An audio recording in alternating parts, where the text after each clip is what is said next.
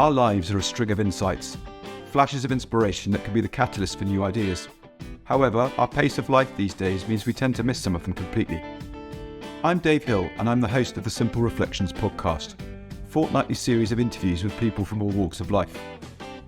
Our conversations are an invitation to reflect on some of the simple insights my guests have had that have gone on to have a profound impact on their lives. So grab a cuppa and a biscuit, join us, slow down for a little while and see what shows up for you.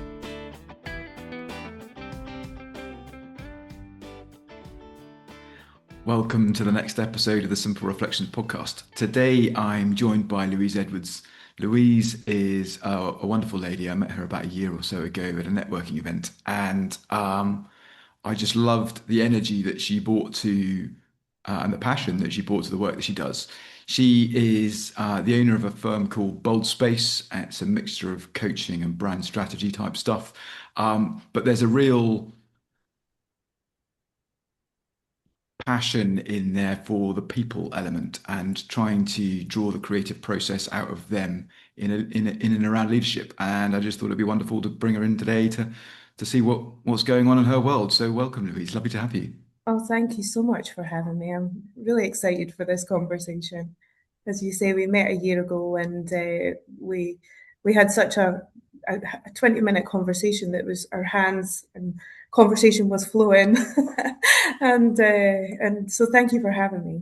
You're very welcome.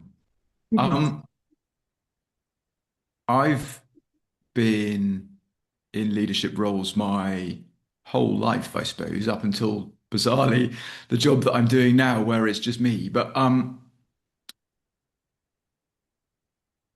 I hadn't really been aware fully of the creative aspect of that. And um, you know, coming up with plans, coming up with ideas about how we're going to do stuff. I didn't see that as a creative endeavor. Looking back at it over the last, 10 or 15 years of actually really getting into what leadership means for me, I suppose, I've seen that more and more. And, when we were talking, I could see your eyes light up when you were talking about it. But I think it'd be really lovely to see and hear what it is that you see around the role of leadership in bringing the best out of teams and seeing what's possible collectively. Yeah, I think I've been in leadership probably from the age of 23. I had my first team, which was two interior designers. I have a design background in interior architecture, and I left in university, but I'd always been in retail from being 16. But actually, my mum was a leader in retail, and she used to have us in the stock rooms of the old Chelsea Girl in River Island, and we used to work on a Sunday filling the shop floor. And I guess it was a natural step when I went to university. I really loved design, but I also love human behavior, and I've always observed it. And I think going into retail is one of the best ways to really understand how humans behave. And so when I did my design, it was very much about how people are around in spaces, their environments, how they interact, what they touch, what they love, what they dislike, color, especially in interior design, is a yes or a no. And I think leadership, the more I evolved through my career, um, always had a design element, but was drawn more and more and more to people and how people interact, one in environments and spaces, and then around each other. And building design teams over the years was just a thrill because everyone is so different. They all have, their backgrounds, their environments, different ways to look at things. So we were so used to looking at leadership or our leadership because we had to sell something to lots of people to convince them to try and do something, as in design. And we had to convince people. And so when we were looking at how we convinced people, it's very much around getting people to buy in to ideas that they didn't know or can't see themselves. Mm-hmm. And I guess in business, when you look at everything that we do as teams, as leaders, it's trying to convince people what they can't see beyond what they know. And so when we start to look at leadership and try and create environments for people to thrive in, it's about holding them in a little bit of an uncertain environment to push them to try to, challenge and into discovery into what they potentially don't know. And that takes them on many journeys. What I realized when I came out of IKEA, which is quite an innovation company and Hmm. forward thinking, was that not every company had that opportunity to really think in different ways, to really challenge their their bias, their assumptions, their environments, and they just didn't know how to do it. And one of the reasons I started this role was to create space for leaders, for businesses to challenge where they are, the Hmm. reality of where they are, and then how they hold space for the bigger questions that they need to ask themselves. So leadership has always been a journey for me, but it was always around how you get people to think in different patterns, different ways, how you hold the space for them, how you make leader about your self leadership rather than about the leader at the top Hmm. or the perceived leader and the hierarchy. And I guess coming from a Scandinavian country, that's very, a company that's their way of doing things. But when we come into a lot of local businesses, that they're not so sure of how to think in different ways and to really challenge themselves. And so, yeah, we really need to be able to do this critical thinking, creative thinking in this next era will be absolutely huge. And I think design background has really helped how I think leadership could potentially be going forward. Um, Mm. and exciting and challenging and going into the unknown and not always agreeing. Yeah. you Yeah. know, Yeah. the biggest thing I think I probably had said to you before, but I really like Bo Lotto, and he describes it as creative conflict. And I loved that term because I thought, yes, I've been searching for that term, my whole leadership life was how do we create conflict without it being negative, but actually Hmm. a positive? That we can go into in certain ideation parts, where we can have lots and lots of ideas. We don't have to agree, but we come out with something really spectacular as an outcome. Yeah. I love So that. yeah, it's a really interesting way to think. It, Um, there's something I've witnessed and fallen foul of at times, and also been on the rough end of it at times, is the notion that the leader needs to know all the answers. yes, Because when you are in charge of something and you're feeling like you need to know all the answers, then you become quite protective about what you do know. And then someone brings up something that looks left field and you don't understand, you'll shut it down because you think it undermines your credibility. yeah, Um, what I've noticed though is the more open we can be to bring in ideas that we don't understand. And it makes perfect sense from a creative standpoint because you're almost starting with a blank piece of paper going, right, what are we going to create here? There's a sort of, we've got yeah, nothing other than what we know to date, but we need to make something new and exciting. So there's already an aspiration to create something new and exciting there. For most organizations, it's a sort of rinse and repeat in terms of subtly innovate what we're doing because we don't want to break what we've got. yeah, But the creative conflict that you mentioned, it's really interesting. Without using those terms, the army does that with its decision making. yeah, You'll get to a point in creating a plan as a group, as a staff group, and the commander will turn around and say, right, this is the direction in which we're going. I want options that look like this, and this, or maybe go away and come up with options, but they need to be different. And there yeah, can be some tension in there because people want their choice to be selected because then it's the best. But what I noticed time and again is actually two, three, four options will get presented, and a fifth one will emerge from the sum of those bits because it's something that no one's seen. But by bringing all of that stuff up, we go, all right, yeah, a bit of that, bit of that, bit of that, and we've got something better than we started off with, which no one would have come up with if we hadn't Exactly. gone through that tension of trying different things. And it's a real, it can look like wasteful effort. Because there's a whole load of stuff that looks like it's getting thrown away, but actually, without that process, you don't necessarily end up with the outcome that you are proud of, that you can lift and go, right, this is the direction we're going in.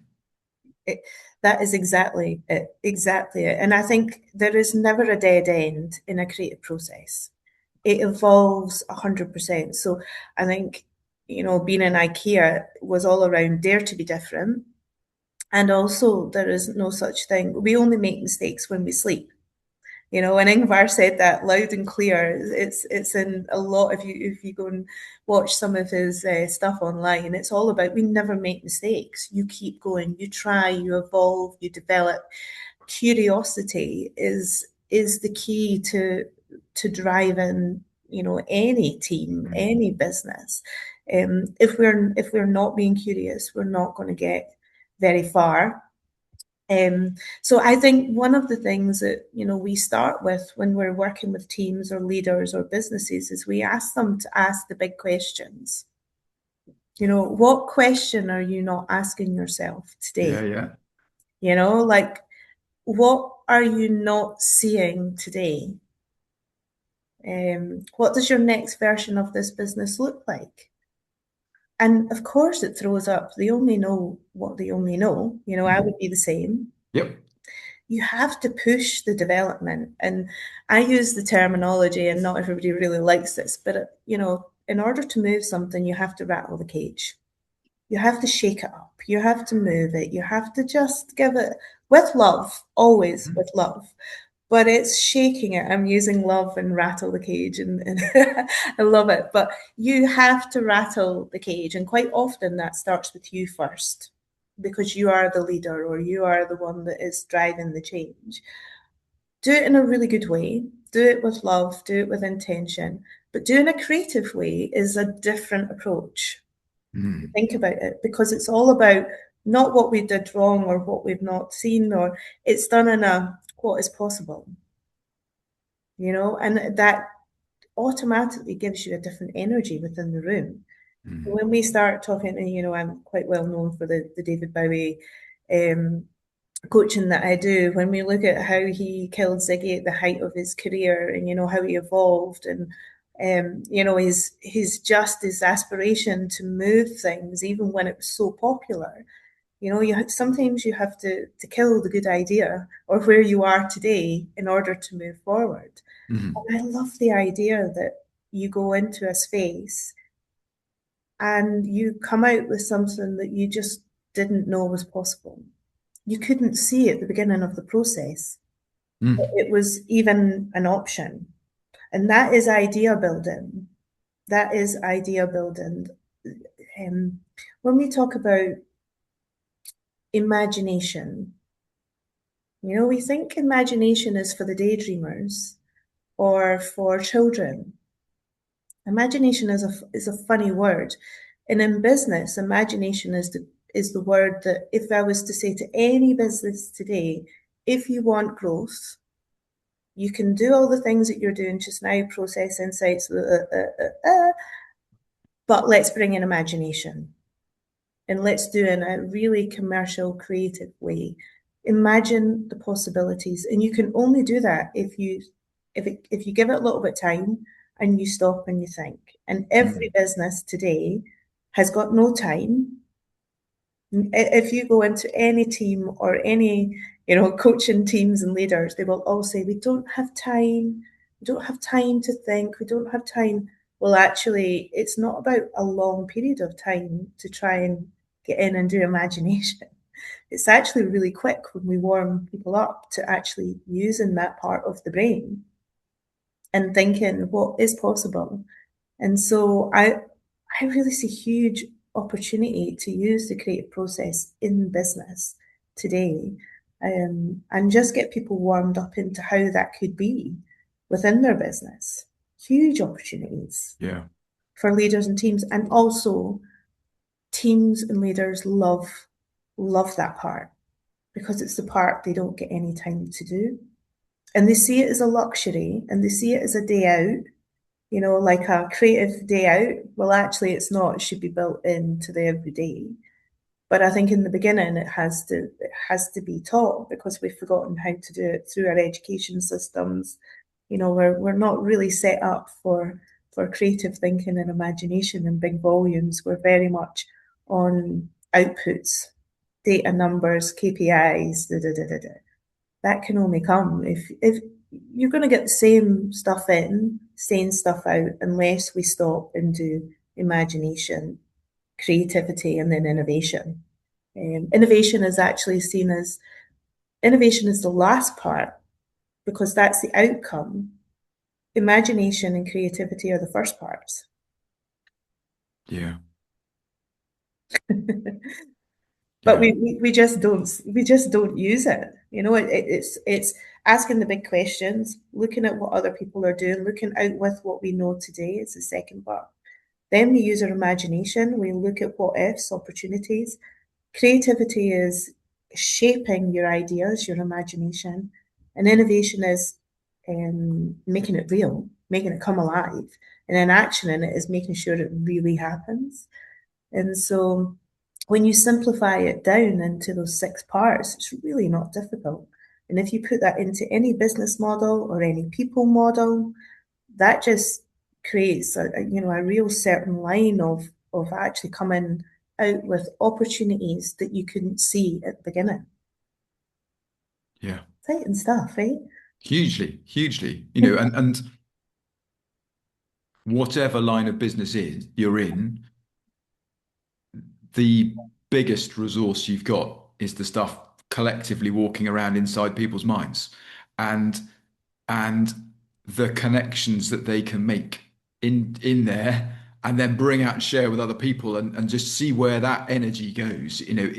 That's where the gold dust is always. It might Yeah, look like you're a tech company or that you're a finance company or whatever it happens to be, but the magic in any of that comes from the sparks of imagination and desire to follow that through and see where that takes us. Always. absolutely. I love that. If ever I wanted to really make something happen, growth in business, it's not me as the leader that's going to make that happen. It's walking a shop floor or walking your teams or, understanding what your your customer needs in those moments can only be done or really understood by the people that are actually directly in front of the customer, Yeah. and they hold so much information. Then you can then start to say, okay, that's amazing. This is your top 10 question. We can really evolve that. We can make that better.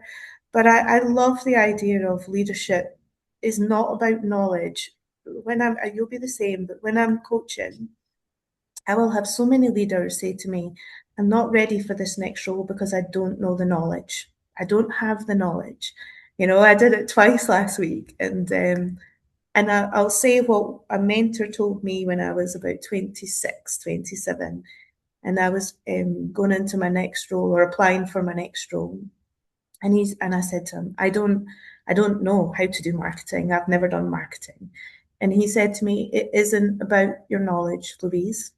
It is all about how you make people feel and how you inspire them and challenge them and give them feedback and support them into something they didn't believe could happen. And I was like, that is true. I can try and do that. I don't have all the knowledge, but I have people around me that do, and real skillful people that are very Mhm. knowledgeable. And actually, when you go in and you learn the knowledge, but also you add something that maybe they don't have. So the mix is really incredible. And yeah, that was an early. Everybody should have a mentor, by the way. If always try and find yourself a good mentor, to challenge you in your thought processes. Because if not, you will get stuck. Um, but yeah, I love the fact that leadership is not about all knowing. Really isn't. It's about giving your team space to really thrive and challenging them, feedback, belief. Um, when we were in IKEA, we used to do these large store builds, and then you know, in anything creative, you have an up and a down. Some days it's amazing, and other days everything goes wrong. Mhm. Deliveries don't come, operationally it's not happening, people will be tired. And we always had an inspirational song on that day, something that would uplift us, motivate us, and you know, like a team song, a team motivator. So it's not all about leadership, also music. Music needs to come into there and just have when was the last time you saw anything on LinkedIn that was about having fun at work, joy at work, Yeah. um, thriving at work? Just, you know, like this real inspiring part that we are forgetting. Everything is doom and gloom. It's all around what AI and what we're going to, you know, and humans might not get. But actually, when was the last time anybody spoke about joy at work? You know, creating environments within the workspace that energize, inspire, and bring or spark joy. Mm. Wouldn't that be interesting? Yeah. You know, drawing it out of people because it's in there already. You know, it just feels like it's the wrong environment, or that's can't think of the right word at the moment, unprofessional.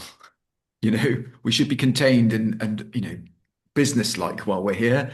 You know, that's Yeah. frivolous. When actually it's not at all. It is not at all. Yeah. Isn't that interesting about what is seen as professional? Hmm. Yeah, yeah. And you know, one of the questions I ask young next generation leaders is, who are you looking up to today? You know, who's inspiring you? Who's really like getting your heart going, or like, oh, that's so interesting.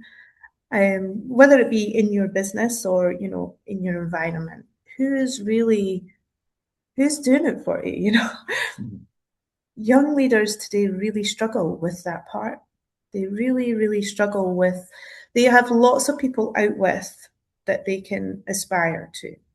But within their businesses, they are really not seeing leaders that are inspiring them. I find this really interesting at the moment. I've done a lot of reading on the five generations for the first time ever are in our workspace, Hmm. you know, and from Gen Z to Z to boomers to whoever, you know, we've got five generations working together. And when you ask young leaders, who are you looking up to?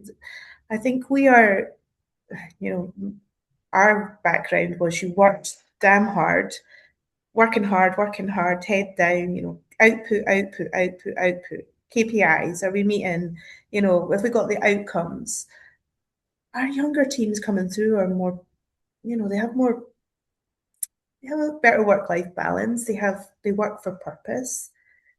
I think there is something in this next part that will, I think we need to look at how we are perceived, what leadership looks like, or what management looks like. Hmm. Because we're not setting a good example of work-life balance, of you know, can we see something other than the KPIs that we need to deliver?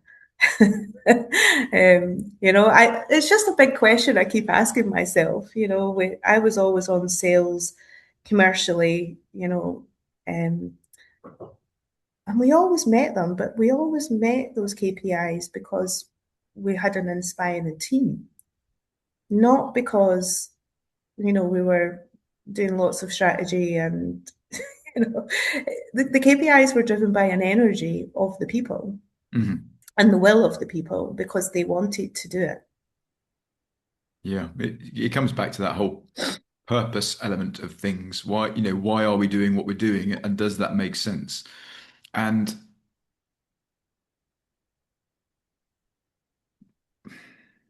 the old adage of be the change you want to see in the world. If you are leading people the way you wish you'd been led, Yeah, then even if you haven't got that in front of you to follow, you go, right, well, I'm going to set the bar for what I want, the way I want to be, the way I would have liked to have been led. yeah, There's no one wants to be led by someone dictatorial that's going, it's this way. Um, no one wants that. I can see how people fall into leading like that because they think that's what they need to do to yeah, drag everybody with them. But dragging isn't leadership. Um, dragging is not leadership. yeah, Leadership is about inspiring opportunity and allowing people to see what is possible for them and for the wider group to see where that goes. While you were talking earlier on, um, the the notion of a leader being a little bit like a shepherd. You know, what absolutely. why are you there? Well, you're there to maintain and look after your flock, and they're doing their business of turning grass into fleece so that you can go and make some jumpers. And you might have some specialist in terms of dogs running around doing some assistance if you kind of keep everybody safe, but you don't need to know how to be the dog to do the business or how to grow the fleece itself. You just let that bit happen by creating the conditions to allow that to take place. And where there's a problem, you deal Yeah, with removing the problem so everybody can get on with their role. Um, yes, there's so much to that but it's the simplicity of it.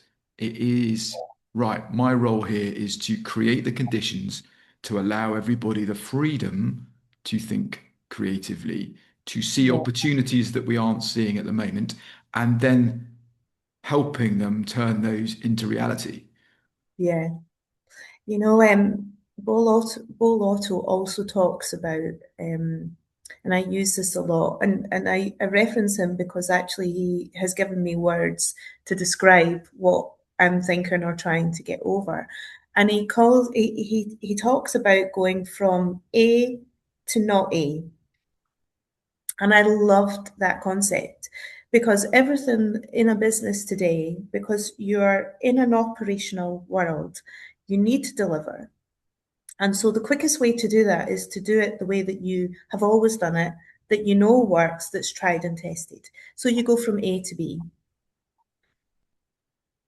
When you really want to push innovation or something different, and I hear and see and read everything on LinkedIn, or when I'm listening to leaders, they'll say, we want more creativity, we want more innovation, we want, growth, we want people to thrive. Well, actually, the only way to do that is to stop what you know and is tried and tested, because that will always be there, that will always work Mhm. for you. If you want to move again, you have to almost put the boulder in the water and stop the flow and make it go round in a different way. You Yep. need to put the boulder in, stick it in there, and support your teams to really start thinking in different ways that they don't know how to think, or they do know how to think, but they're too afraid to say. Mhm. And this is also the other biggest part is a lot of people know in the teams or in the leadership teams, they know what they could be trying or doing, but there is no safety in saying something aloud.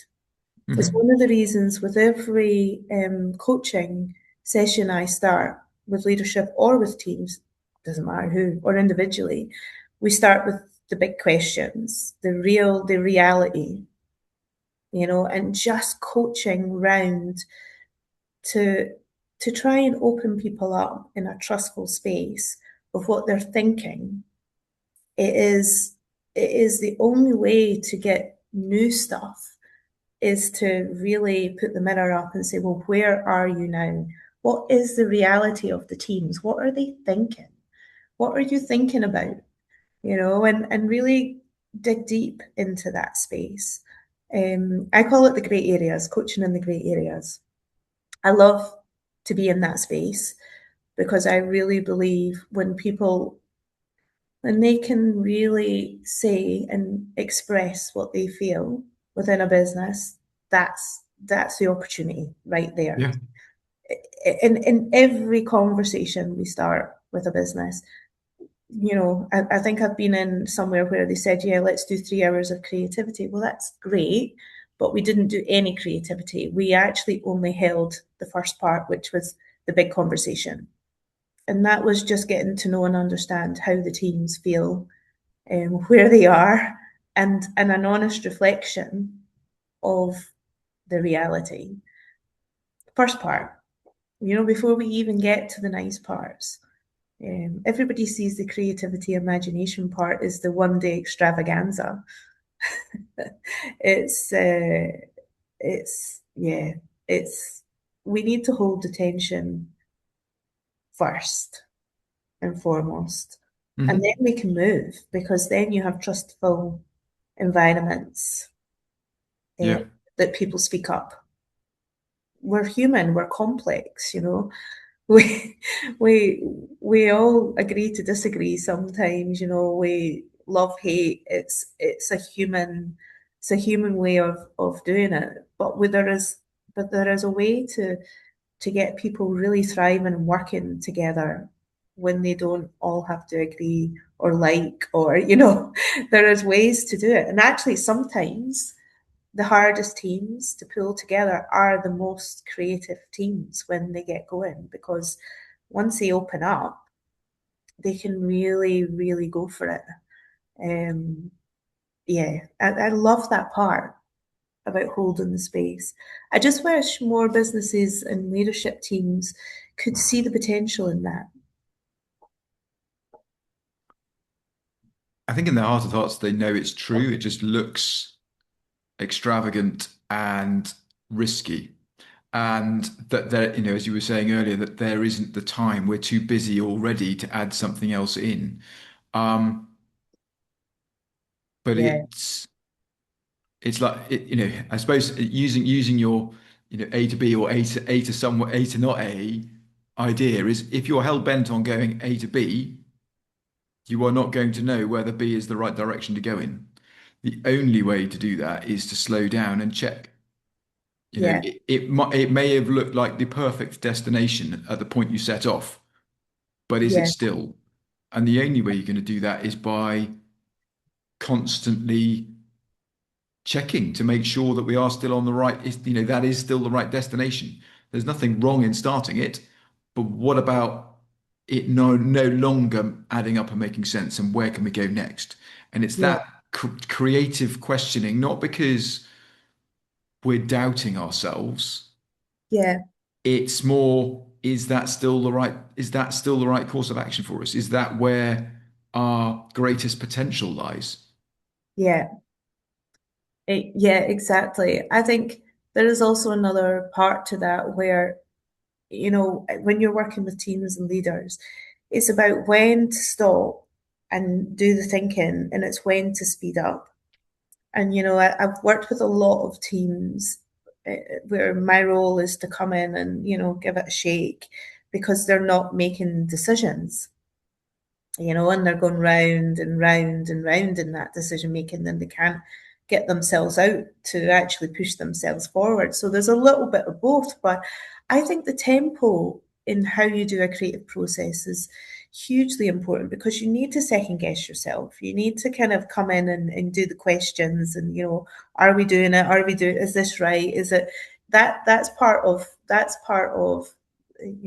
the curiosity bit.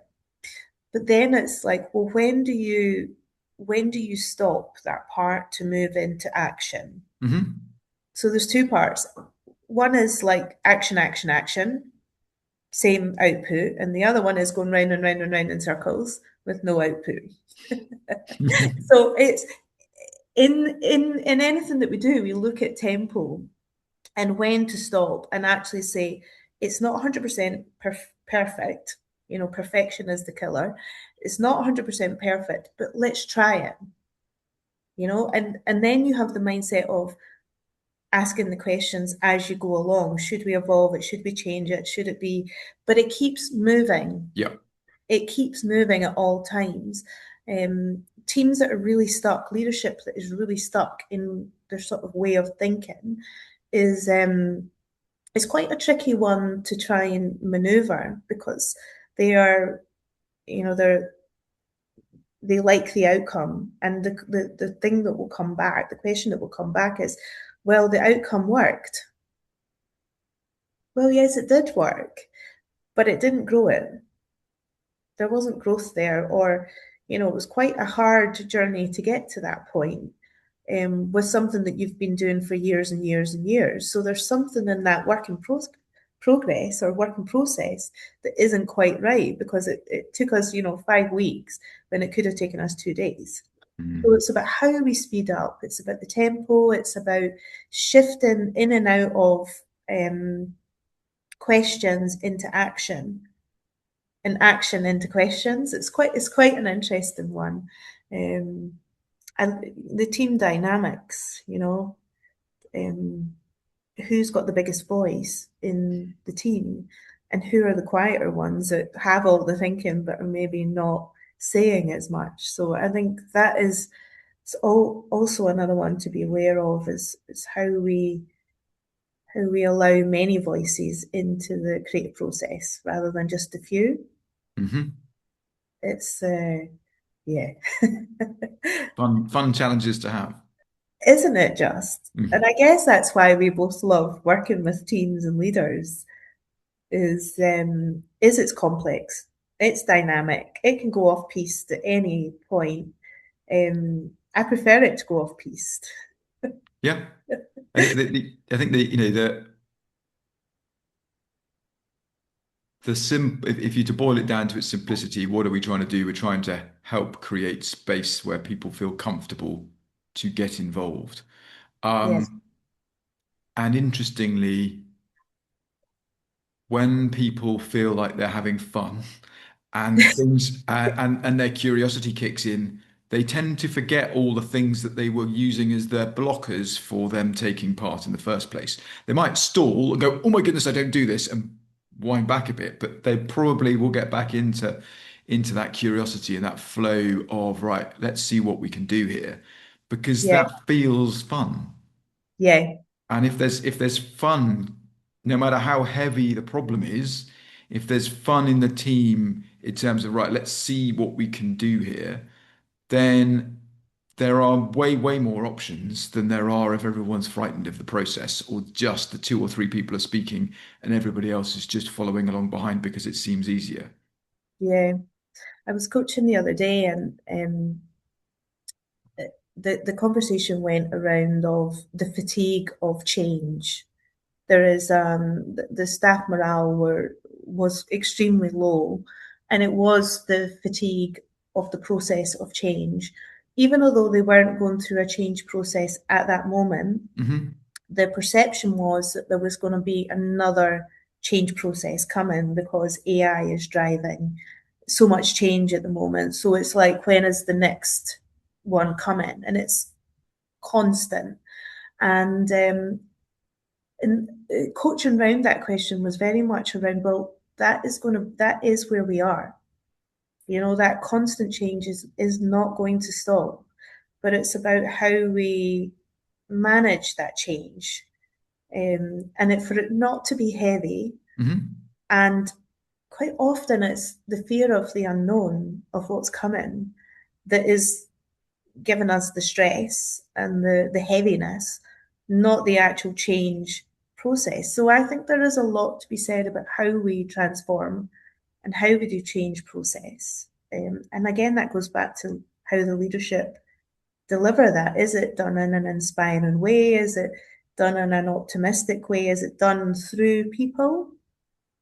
Or is it done from a hierarchical top? We've made a decision and actually you just need to follow. Um, I just always believe if we are working up the way through people and inspiring them through the change, it's much easier. Um, Mm, easier for people to navigate. They also feel like they've had a say within the change. And uh, and sometimes you see that companies actually change what they want to change because, again, like what we spoke about earlier, it evolves, it changes, it builds um, with different backgrounds, biases, everything coming into the change, which is exciting, right? Because it should it should evolve. It shouldn't just be this is a change, this is what we're doing, this is what we're aiming for. It should evolve because we know that every year um, something changes in the environment of the work or hmm. AI or, processes or, everything is changing super fast. So nothing should be too static when we're Absolutely. moving. If you look at any long-standing business, it is not the same today as it was when it started out. Yeah, And if it was the same as it was when it started out, it would not exist today. Um, it's, Change is constant, and it is part of what life is. We, as human beings, quite like certainty. We don't want things to change. Um, but actually, if we're honest with ourselves, day-to-day lives change. The plans that we have when we woke up and we're having breakfast have probably changed by the time we got to lunchtime. We just don't yeah, think about it as change. yeah, Um, and there's an element of change being done to us versus change that we are a part of, and yeah, that we are helping drive. And that's where leadership comes in terms of bringing people in on that journey. Um, yeah, I remember, crikey, it must be 2005, 2006, that sort of time.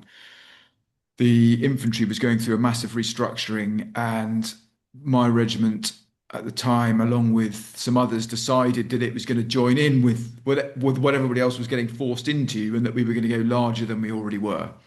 Um, and the generals that were leading that got every person involved across the very many different parts. So, that there was obviously the serving soldiers, but there were also the reservists, the cadets, the associations of the old and bold regiments that had even disappeared, but were linked to us. Everybody was consulted. Everybody was spoken to. Everyone was given an opportunity to share their voice. And it wasn't just a one and done, it was a constant, this is what we're doing and why, this is what we've learned, what do you think? And yes, it was being led from the top, but everybody felt like they were part of it. And yeah,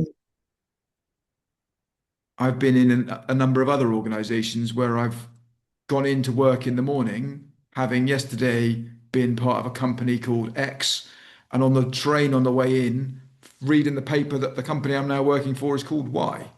Um, yeah, and there was no visibility of that internally in the business for those yeah, of us that were doing the dues. Like, okay, right, well, that's interesting. Where's the trust? yeah, Um, so that there's an element of timing where maybe there are things that are commercially sensitive, but actually, if you're changing the world for your people without their knowledge, what does that, if it was you, how would you feel? Um, if we start thinking in those kind of ways rather than no, this is the best thing for the company and the shareholder. um if the people in that company that are generating whatever that happens to be for that output aren't feeling particularly loved or part of that, then yeah, you're eroding the capacity of your organization to be creative, to be involved, to be inspired, to be part of the change you're trying to make in the world. yeah. I, I, I really believe that the next era of business, leadership, teams is going to have to transform hugely.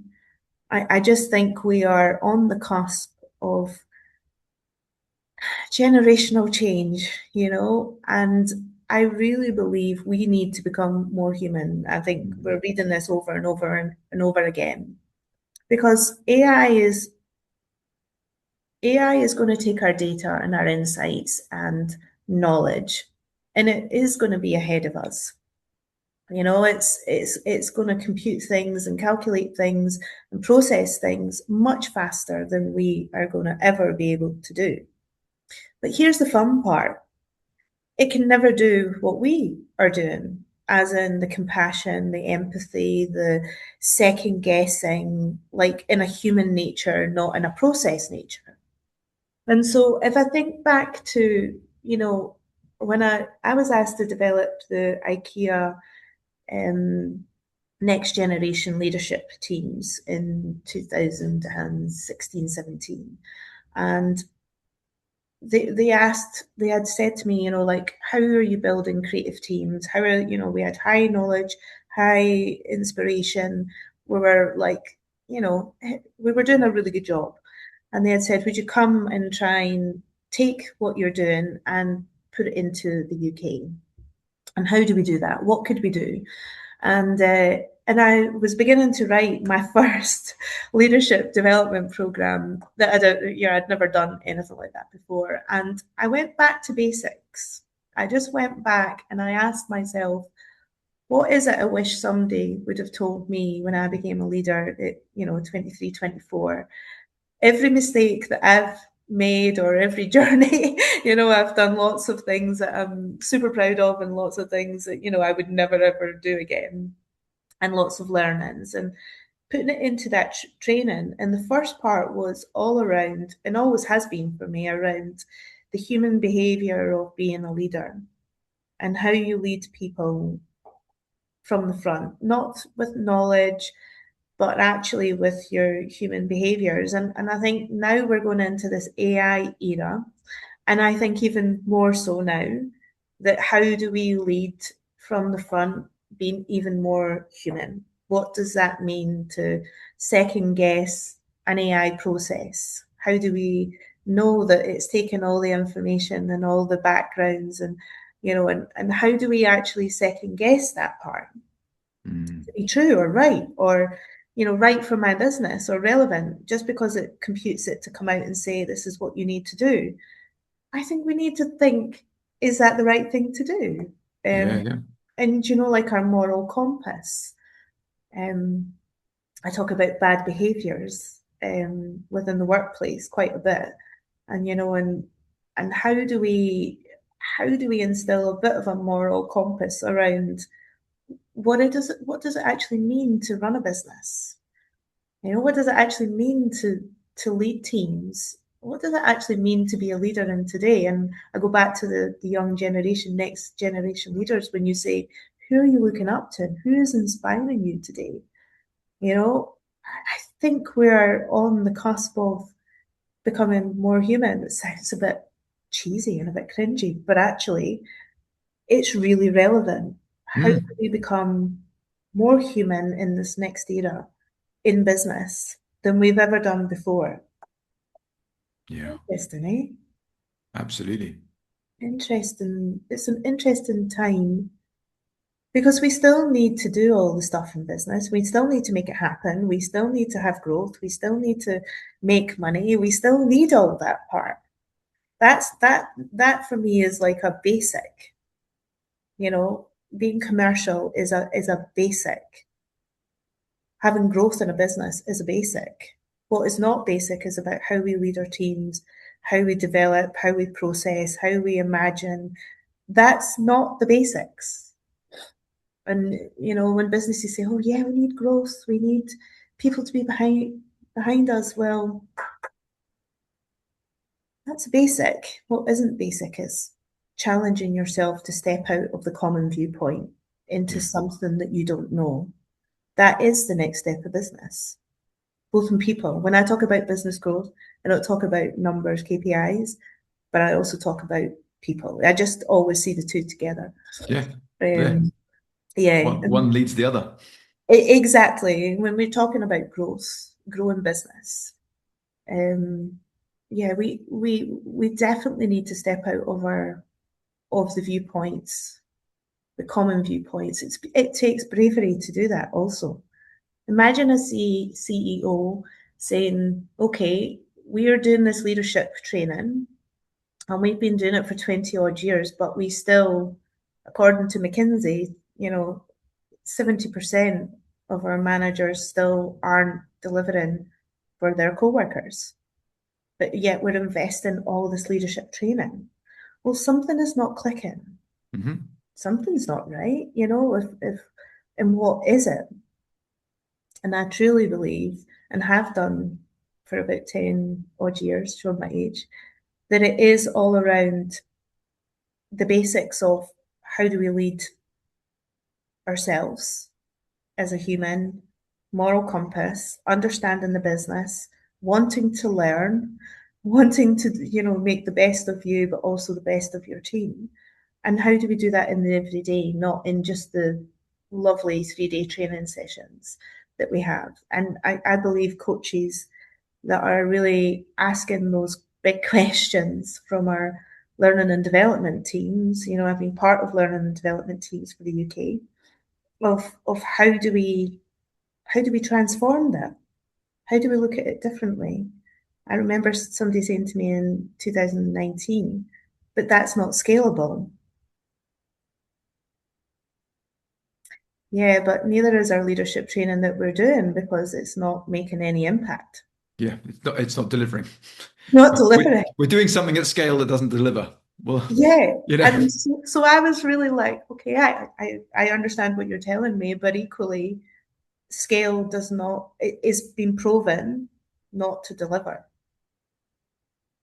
So I still, I still pondering with that big question. I love big questions Mm, of how do we support teams and leaders to thrive, um, without it being, just a tick box exercise. Every training, you'll be the same. Every training, and also with your background and your career, you won't remember the classroom stuff that you did round a table, reading something on a PowerPoint. I can't remember really anything from, all the bar, the bell curve, all the sort of leadership strategies that we have. I remember two or three parts when I was being developed in my leadership. It was a conversation that I had with someone. It was a moment in a training session where somebody opened up and I felt it in every part of my body, in my tummy, my heart, my head, everything just tingled. Those are the moments where we need to move people through actually feeling and being rather mm, than on a PowerPoint somewhere in a room somewhere. yeah. Um, you know, I Creating the conditions for people to have insight, to see things with fresh eyes. And we have no idea what that is. But those sparks are the things that are going to lead companies forwards. Because if you can get people having their various different moments like that in whatever meeting or whatever it might be, if mhm. they're feeling like that and then sharing what they've seen that's fresh, in and amongst that is the gold dust that's going to move the dial. Yeah. And that is again, it's the work that I do, I don't go in for, 2 or 3 days. I'm embedded into the teams normally. Um, and it's not you're not moving people in a month or 2 months. It's in every interaction, it's in every conversation. And all you're not telling people what to do or how to think or who to be. You're only asking the right question to kind of move their thinking, Mm, and they might still come out with the same outcome. That's okay.